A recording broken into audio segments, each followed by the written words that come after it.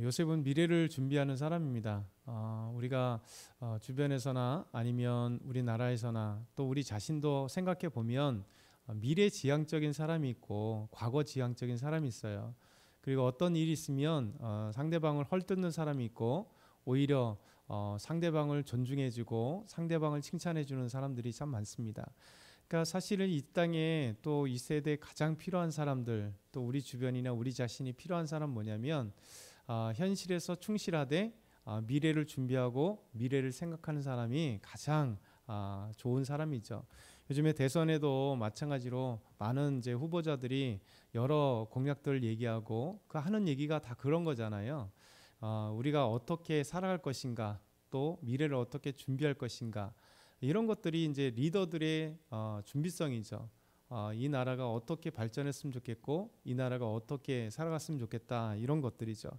그래서 아마 그 모든 그 후보들은 이런 미래지향적이었으면 참 좋겠어요. 그래서 우리가 내가 리더가 되면 어떻게 우리나라를 이끌겠다, 그리고 아름답게 하겠다, 그리고 지금 부족한 것들을 어떻게 바꿔나가고 이랬으면 좋겠다. 그래서 상대방을 헐뜯고 막 욕하고 비난전, 이게 네거티브 전선이 아니라 서로 이렇게 항상 이게 나오면 그런 모습을 국민들은 지켜보고 그런 것들을 원하잖아요. 그렇죠? 싸우는 걸 원하진 않잖아요. 그래서 우리 자신도 마찬가지입니다. 우리 자신도 삶의 상황에 대해서 항상 후회하는 사람이 있어요. 이 상황을 딱 보면 옛날로 돌아가는 사람이 있습니다. 옛날에 풍부했던 때, 좋았을 때 항상 옛 기억을 이렇게 되돌아보는 그런 거 많습니다.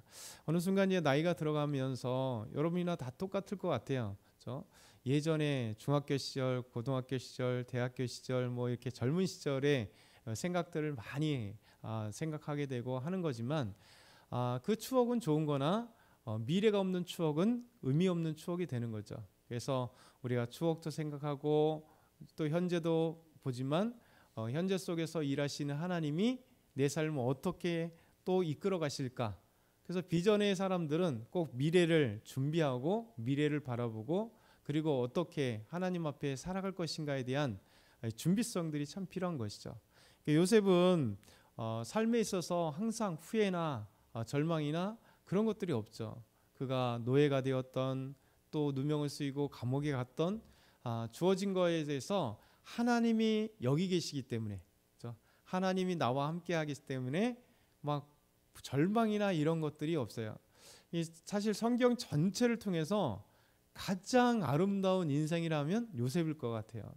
왜냐하면 요셉은 한 번도 하나님 앞에 넘어진 적이 없어요. 한 번도 그가 이렇게 불평하거나 죄를 지은 적이 없어. 가장 위대했던 다윗도 밧세바라고 하는 그 여인과 함께 그런 어떤 성적인 범죄를 한번 역사 속에 무너졌지만, 그리고 그래도 가장 위대한 왕이고 하나님이 가장 기뻐하시는 왕 중에 다윗처럼 그런 왕이 없지만 아브라함도 마찬가지잖아요. 아브라함도 두 번이나 아내를 누이 동생이라 하는 연약함을 보이고 실수하고, 바울은 끝까지 하나님 앞에 나갔지만 그래도 바울도 하나님께 부름받기 전에는 하나님을 이렇게 너무 열심히 섬긴다는 생각을 가지고 교회를 잔멸하고 했던 부분들, 그리고 나중에 보면 이 선교 문제 때문에 바나바와 함께 심히 다투고 뭐 그렇게 연약한 모습도 보였는데 요셉은 전혀 그런 게 없습니다. 한 번도 없습니다. 그의 태어나면서 또 죽는 인생까지 그 요셉의 기록을 보면 그가 뭐 어떻게 분노했다든가 그가 실수했다든가 그가 죄에 빠졌다든가 그런 게 한 번도 없다는 거죠.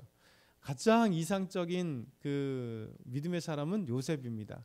그래서 요셉을 구약의 이제 그 그림자라고 이렇게 표현하는데요. 신약으로 얘기하면 그 그림자, 그러니까 예수님의 그림자라 이렇게 얘기합니다. 다른 얘기는 모형. 그래서 예수님의 가장 아름다운 모형. 그러니까 이미 구약에서 한 인생을 주어졌지만 그 인생과 예수님과 이렇게 비교하면 많은 비슷한 점이 많다, 이런 생각을 해요. 그래서 노예값으로 팔려가는, 형들에 의해서 팔려가는, 예수님도 가룟 유다에게 팔려갔잖아요.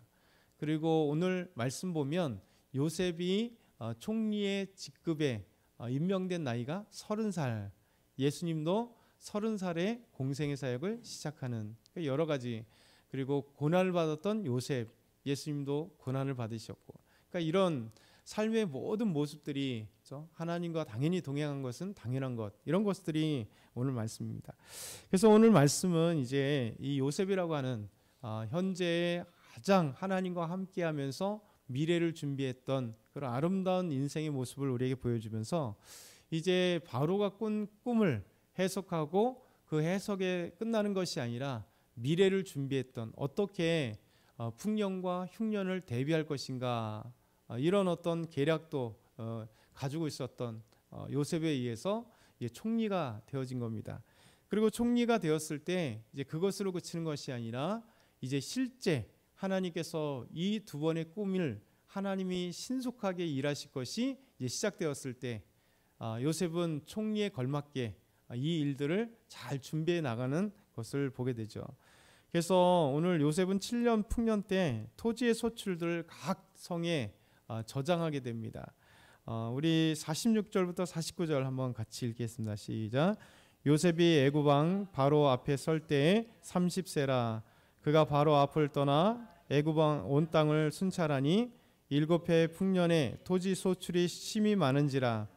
요셉이 애굽 땅에 있는 그 7년 곡물을 거두어 각 성에 저작하되 각 성읍 주위의 밭의 곡물을 그 성읍 주변 중에 쌓아둔 곡식이 바다 모래 같이 심이 많아 세기를 그쳤으니 그 수가 한이 없음이었더라. 아멘. 요셉이 바로 앞에 설 때 총리로서 직급을 시작할 때가 30세. 보면 참 대단하죠. 30살 때 청년 총리가 됐다는 것은 참 대단한 것 같습니다. 그런데 이 놀랍게도 애굽에 이제 총리가 시작되고 꿈대로 하나님의 해석대로 7년의 풍년이 되는 것입니다. 토지에 이 소출이 너무 많아서 이제 그 7년 동안 곡식들을 거두어 각 성에 저장하는데 뭐 쉴 수가 없을 정도로 너무 많은 것들이 있죠.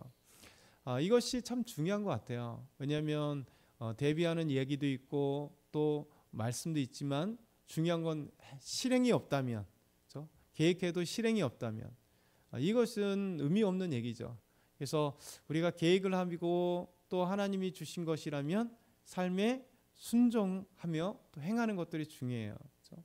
리더들도 마찬가지잖아요. 뭐 대통령이 됐던 누가 됐던 공약을 하면서 나올 때 항상 기대는 하잖아요. 그렇죠? 총선이 됐던 대선이 됐던 막 기대하고 있는데 실제 보면 그 공약과 실제가 힘들어요. 왜냐하면 공약은 이렇게 해보겠습니다 했지만 그 자리에 가보니까 쉽지 않거든요. 여러 가지가. 그래서 그 공약과 전혀 다른 공약이 없어지는 것들이 참 많은데 정말 우리가 무엇인가 계획하면 하나님 앞에 기도하고 이룰 수 있도록, 그러니까 요셉은 하나님이 주신 아름다운 꿈 해석뿐만 아니라 계획을 잡고 또 실제 그 상황이 되었을 때 충실하게 총리로서의 그 계획했던 그 예견했던 것을 이제 충실히 이행하면서 애굽을 구하기 시작을 하는 거죠. 그래서 이 7년의 풍년 동안 엄청나게 소출이 많은 것을 이제 잘 곡식 창고를 가지고 각 성에 잘 저장했던 거죠. 그저께 한번 그 인터넷을 보면서 창조과학협회에서 이제 이렇게 제공되는 내용들을 한번 쭉 봤습니다. 그러면서 요셉이 이 풍년과 흉년의 이야기들을 진짜 있을까, 뭐 그런 것들을 이제 이집트의 그 여러 장소들을 한번 보여주면서 했는데 여러 가지 그 곡식 창고들이 지금도 남아 있는 것들이 참 많더라고요. 그래서 아주 고왕국 때, 그러니까 요셉 때나 아니면 그 후 요 상황 정도 그때마다 이런 그 곡식을 저장했던 대형 그 저장고들이 이제 고고학적으로 이렇게 발굴되어서 곳곳에 있는 것을 보게 됩니다. 사실은 이집트는 실상은 그렇게 저장 창고가 필요한 나라는 아닙니다. 왜냐하면 우리가 아는 나일강이 9월부터 이렇게 범람하기 시작하거든요. 9월, 10월, 지금 8월 정도부터 8, 9, 10, 11월 정도 범람해서 이제 홍수가 일어나요. 그 홍수가 일어나고 그 홍수 때문에 이제 주변에 땅들을 다 홍수가 적시고 나서 그 물이 빠지고 나면 그때 저 리비아 위에서부터 시작해서 청나일과 백나일 그 꼭대기부터 시작해서 수천 킬로로 내려오는 그런 퇴적토가 그 이집트에 이렇게 쭉 흘러가면서 이 그 홍수 때에 주변의 땅에 그 충족토를 탁 쌓아놓는 겁니다. 그래서 그 물이 이제 싹 빠지고 나면 거기다가 이제 곡식을 심는 거거든요. 그러니까 비료를 줄 필요가 없는 거예요. 줄 필요가 없는 거예요. 그래서 자연적으로 이 홍수가 매 해년마다 홍수 이후에 곡식을 심으면 이집트는 그래서 다른 데가 다 사막이지만 나일강 주변에만 이렇게 곡식을 재배해도 항상 풍년인, 그래서 나일강이 정말 놀라운 축복의 땅인 거죠. 근데 지금은 이제 아수안 댐이나 이렇게 댐을 건설해서 이런 상황이 없어져 버렸어요. 왜냐하면 이제 홍수가 더 이상 없기 때문에 이런 자연적인 아름답게 좋은 풍족한 토양이 없어져 버린 이런 아쉬움이 있지만, 예전에는 댐이 생기기 전에는 항상 홍수가 그들에게 있어서는 축복의 홍수가 되는 거죠. 그래서 이렇게 해년마다 그들은 이 홍수 때문에 자연스럽게 곡식을 심고 그 다음에 소출이 많았기 때문에 거대한 저장 창고가 그렇게 있을 필요가 없는 것이죠.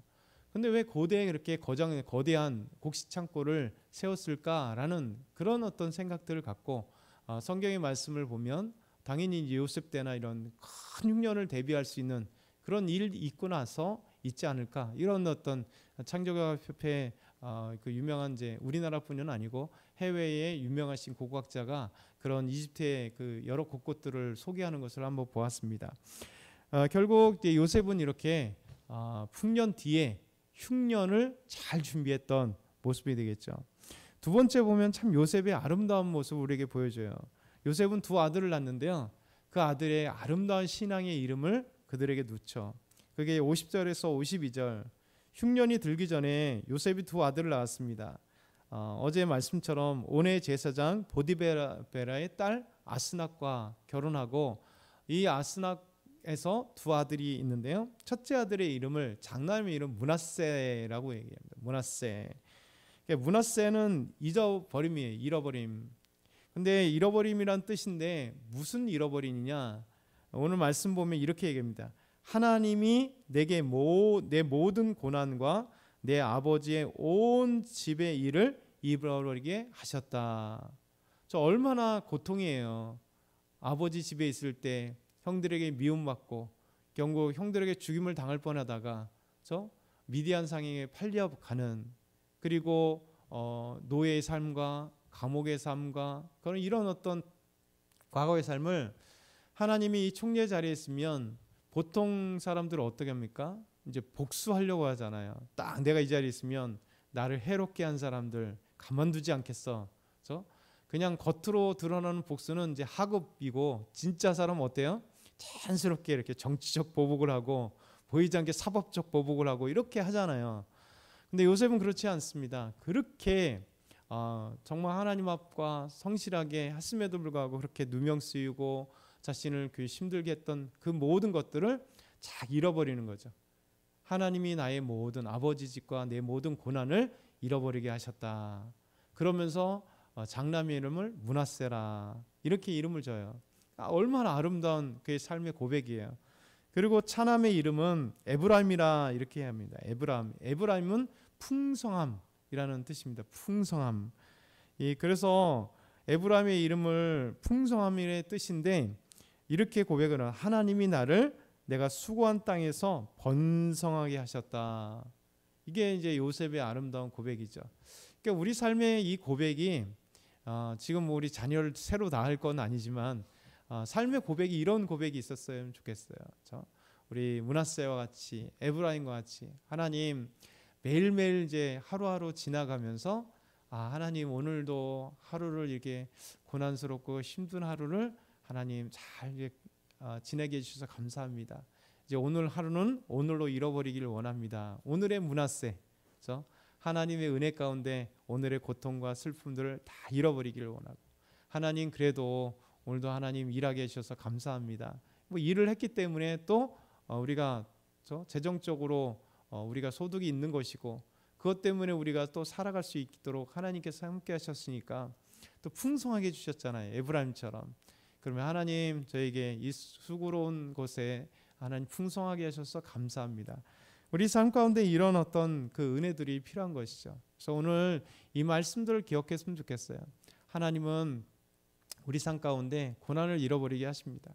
그리고 그 고난 가운데 하나님이 함께 하시는 아름다운 삶, 그리고 우리 삶에 에브라임처럼 풍성한 하나님과 동행하는 사람은 모든 것에 풍성할 수 있도록, 그래서 이제 미래를 지향하고 대비하는 믿음의 사람, 아름다운 사람들이 저와 여러분이 다 되었으면 좋겠습니다. 아멘.